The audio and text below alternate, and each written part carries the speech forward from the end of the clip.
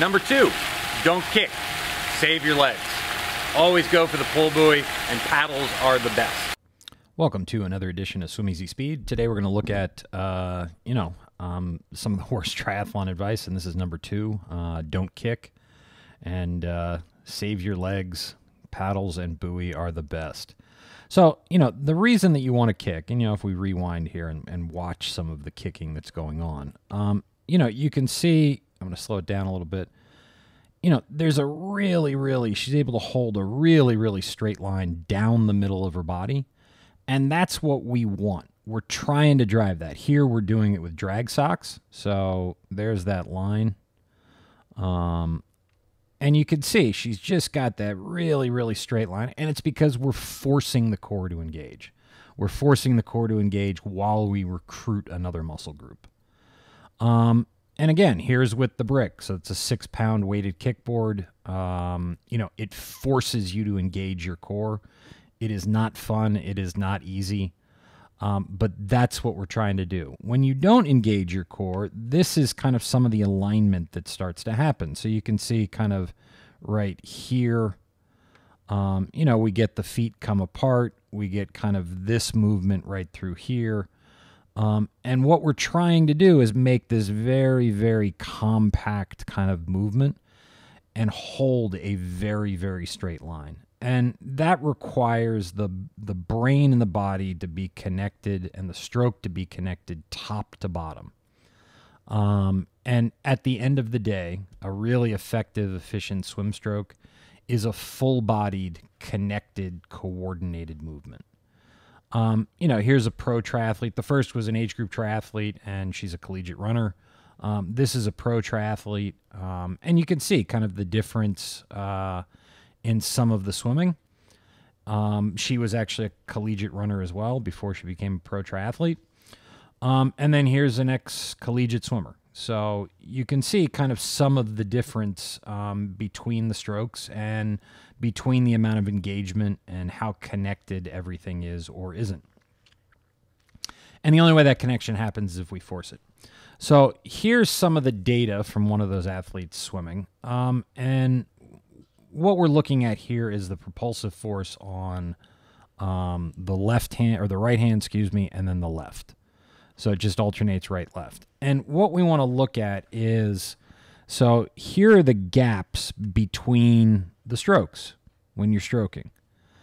And the biggest, most costly thing about swimming is going from here back up to there, because you are accelerating against the drag.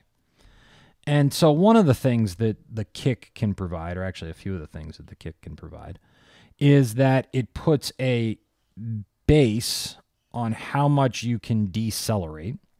It also provides a lot more stability in the water for your body. So you'll tend to stay a little bit flatter in the water, which is going to help your stroke underwater. But that stability is really going to be important and key for really generating as much power on the water as possible.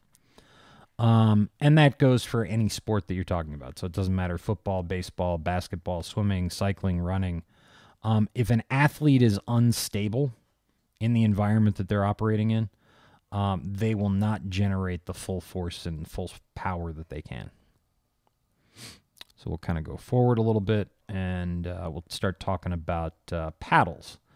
The thing with paddles is,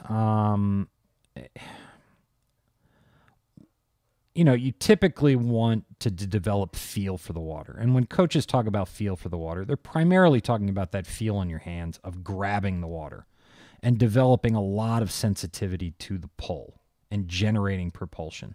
So here we're using mitts to diminish the feel for the water.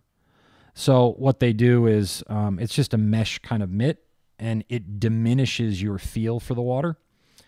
And so it forces your brain and body to look for ways to put more pressure on your hands. And that's what we're looking to do over and over and over again. We're looking to just develop that really sensitive feel for setting the catch, grabbing a lot of water, and pulling it and holding it through the stroke. Now, with paddles, and pull buoy in particular, what can happen is the pull buoy will make it where you don't really have to engage your core anymore to keep your back end up. The paddles give you a lot of feedback on your hands.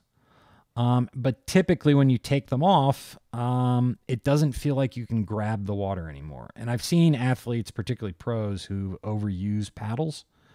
And at the beginning when they're trying to learn to swim instead of developing feel.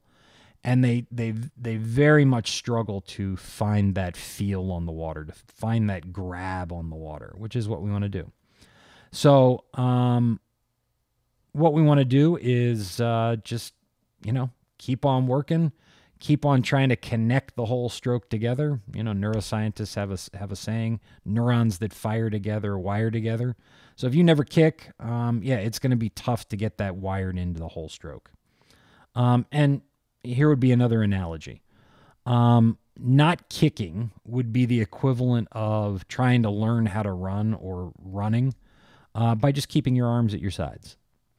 So as always, thank you for tuning in. Appreciate you watching. And, if you like this, like it. If you want to share it, I'd love for you to share it.